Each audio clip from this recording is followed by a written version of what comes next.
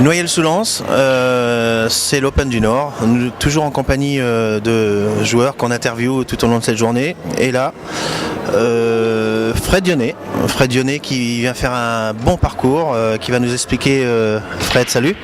Bonjour. Qui va nous expliquer son parcours Grand Prix, à savoir que tu es en finale. Donc c'est ça, on attend. Explique-nous cette journée du début à la fin. Une super journée, tout était de mon côté. Je commence le premier tour contre Fabien Quedon, donc un coéquipier, un ami depuis très longtemps, donc c'est jamais facile à jouer. C'est le premier match, c'est un peu, on se regarde, on met tête dedans tout de suite, j'ai vu. En fait, il a une première ferme d'entrée assez facile à faire, il la fait pas, je gagne la partie et derrière ça a été à sens unique, je fais 4 fermes de suite, j'en fais 5 au final, je gagne 7-1 et tout était pour moi. Enfin, j'ai bien joué, mais j'avais vraiment de belles tables. Donc j'étais content de faire ce premier tour. Et après, en ayant battu un coéquipier et un copain de cette manière-là, j'avais pas envie de perdre bêtement derrière. Ce qui est normal, par respect pour tout. Voilà, surtout qu'en plus Fabien a besoin de points, donc ça fait toujours, c'est toujours un petit peu embêtant d'éliminer un ami comme ça. Et derrière je joue Christophe Thébault, donc en plus de ça il faut être très bon contre Christophe parce que sinon ça peut aller très vite. Faut pas faire d'erreur, mais t'en as pas fait. J'en ai fait quelques-unes, hein. Mais oui. Mais du coup pour une fois c'est lui qui m'a donné 2 parties, on va dire, qu'il aurait dû prendre. Et moi j'ai bien joué, j'ai eu de belles tables aussi, je fais 3 sèches je crois, j'ai eu de belles tables, j'ai eu des opportunités, j'en ai profité. J'ai gagné ce match, donc j'étais très content. Tu l'as gagné, je dirais, tu as pris le large assez rapidement. Il y a eu 6-4 à un moment.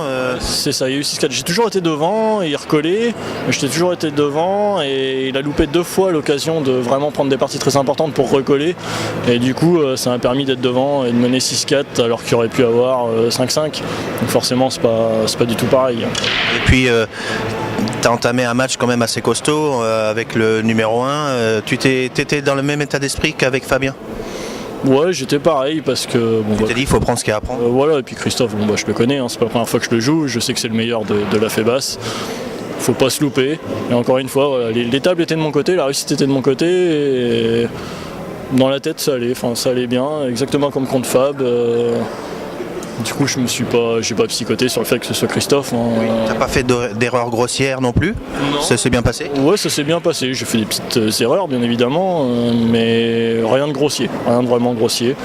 Donc à la fin, qu'est-ce qui se passe quand il y a 6-4 ? Il essaye une ferme, ça se passe pas bien, il s'enferme, il rentre des billes inutiles et t'as vu, il s'est enfermé lui-même. Ouais, c'était dur ce qu'il a à faire. Il tente un doublé en bande, sur la grande bande, c'est vraiment compliqué.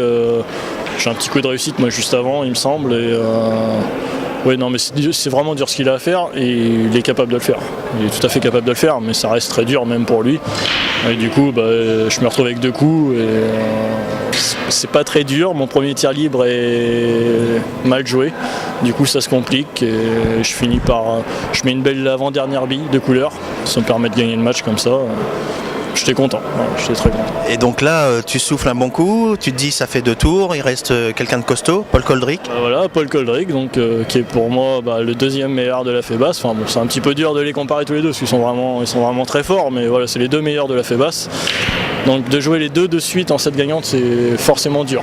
C'est fort parce qu'on s'épuise, faut expliquer à nos amis internautes que jouer un joueur en 7 gagnantes, on s'épuise un peu, on puise dans nos ressources, on reste concentré, enfin du moins on essaye. Il y a les tables, on les a ou on les a pas, mais il n'y a pas le droit à l'erreur. Et là, rencontrer encore Paul juste derrière, surtout que tu as joué aussitôt. Ah oui, j'ai joué quasiment aussitôt. Oui, de rejouer un joueur de ce niveau-là... de suite, c'est pas facile, il faut les tables. Et là, encore une fois, je les ai eues. De toute façon, c'était ma journée. Et à 5-5, moi j'estime m'en sortir bien de gagner les 2 parties à 5-5. Ça prouve qu'aujourd'hui c'était pour moi. Tu t'en sors bien, mais tu as quand même fait 13 sèches dans la journée. Oui, c'est ça, 12 ou 13, 12. 5 pour le premier, 3 et 4. J'en fais 12. 12, c'est bien. Oui, c'est très bien. Après, les sèches, ça prouve pas toujours grand-chose. Ça veut dire qu'on a fermé les tables, bien évidemment, mais on les a eues. On peut très bien faire plein de fermes avec que des jeux faciles et faire 0 ferme alors qu'on a fait des trucs incroyables. Donc, Je suis d'accord. Les fermes, il faut, voilà, c'est un... Mais quand même, t'arrives pas à battre deux monstres comme ça sans bien jouer non plus. non, mais bien sûr. Donc là, dans ta tête, t'es bien. Moi, je suis très bien. Enfin, cette saison, je me sens bien, ça se met bien. J'essaie de jouer un peu plus vite qu'avant. Ça se met pas mal. J'ai gagné le FFB à jouer les tours. Contre Paul d'ailleurs, voilà, ça fait du bien de jouer ces joueurs-là, de les battre, et moi ça fait du bien à la tête, et du coup on a un peu moins de pression après quand on les rejoue ou quand on joue d'autres joueurs. Oui, le Grand Prix, je pense que c'est une maturité, c'est voilà, savoir, c'est un autre jeu, hein. Nous on joue en 4, ça va vite, mais vous c'est pareil. Le choix des tables, l'attaque, ça peut être expéditif aussi, mais en 7, il y a quand même un petit peu de marge, mais jouer avec des joueurs comme ça, c'est transcendant quand même, c'est ton sport. Bien sûr, on a vraiment envie déjà on a envie de gagner, forcément, comme toujours, mais on sait que si on fait n'importe quoi, on va se prendre une branlée. Et ça peut aller très vite et on va faire que de la chaise. De louper un truc, des fois, on va faire de la chaise pendant 3-4 parties. Donc quand on a l'occasion, il faut le faire. Et... Oui, c'est du vécu ça? Oui, c'est du vécu, bien sûr. Bon, on a tous, contre eux, on a tous pris des volets. Voilà, mais... Oui, c'est la sentence. En fait, même le truc le plus anodin peut se transformer en pire cauchemar. Bien sûr. Voilà. Et là, contre Paul à 5-5, ça aurait pu me coûter cher. Je fais 2-3 petites erreurs, ça aurait pu me coûter cher. J'ai la réussite que la blanche met à des endroits où c'est compliqué pour lui. Et... Tu sais, je pense qu'on ne peut pas être non plus chirurgical à chaque fois. Hein. Le pool, c'est ça choque. Dès qu'il y a les bandes, des conditions qui sont bien, les tables sont superbes, on peut faire des bons doublés, les règles. Enfin, je veux dire, dans un état d'esprit comme le tien aujourd'hui, voilà, c'est ton jour. Mais il faut aussi un petit peu de... il faut les casses. Il faut les casses, il faut la réussite, il faut le petit truc qui fait que voilà, la partie que tu aurais dû perdre, tu la gagnes et qui change tout. Ouais. Et en équipe demain, ça donne quoi? Donc vous êtes bien là, la phase A, tranquille, c'est votre année, tu crois? Ça je sais pas, pour moi on n'est pas la meilleure équipe, après voilà, on est à 1 point derrière les Scorpions, les Chinkoi doivent être à 1 point derrière nous je crois, donc ça on va dire que c'est les 3 favoris entre guillemets. Oui.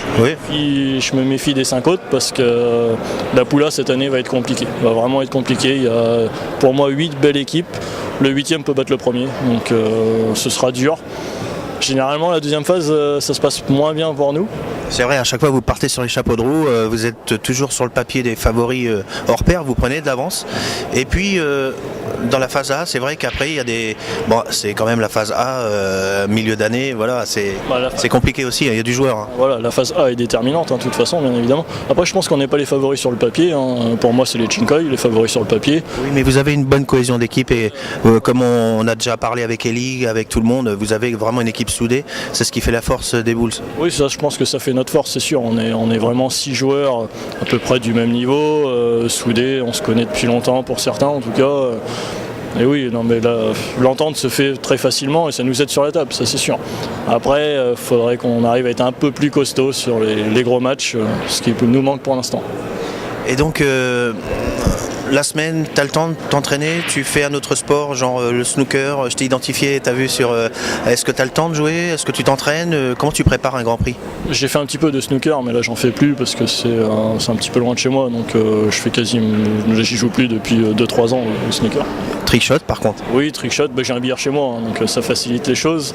Alors le trickshot, moi c'est vraiment par plaisir, ça m'amuse. C'est magnifique, hein, Merci. Ouais, je te le dis parce que c'est vrai que moi j'ai fait tourner quelque chose que tu m'as dit que c'était une ancienne vidéo, celle que j'imagine avoir fait tourner et j'étais bluffé. En fait c'est de la préparation mais c'est beaucoup de tactique, c'est beaucoup tu fais quoi, tu t'improvises, tu vas sur internet, tu cherches les coups, tu en inventes, tu en innoves, mais explique-nous un peu le trickshot, tu te dis tiens un après-midi j'ai rien à faire, je vais inventer. Alors le trickshot, il y a des coups tout à fait classiques que tout le monde peut faire bien évidemment.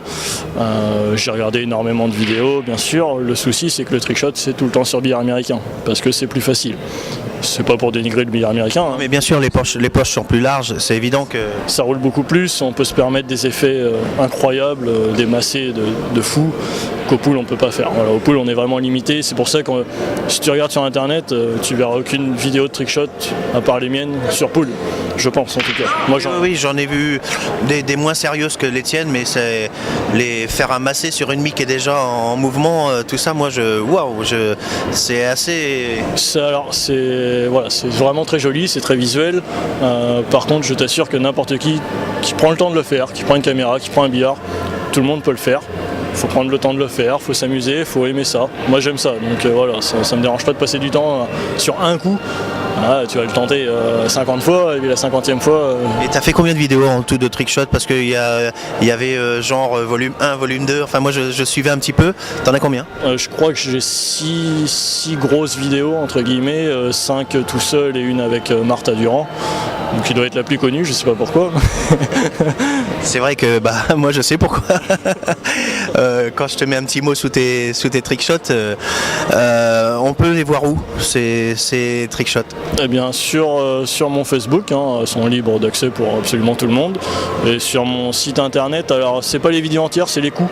Que les coups, un coup simple en fait. Il n'y a pas besoin de regarder toute la vidéo si on veut voir juste un coup. C'est frédéricdionnet.com tout simplement.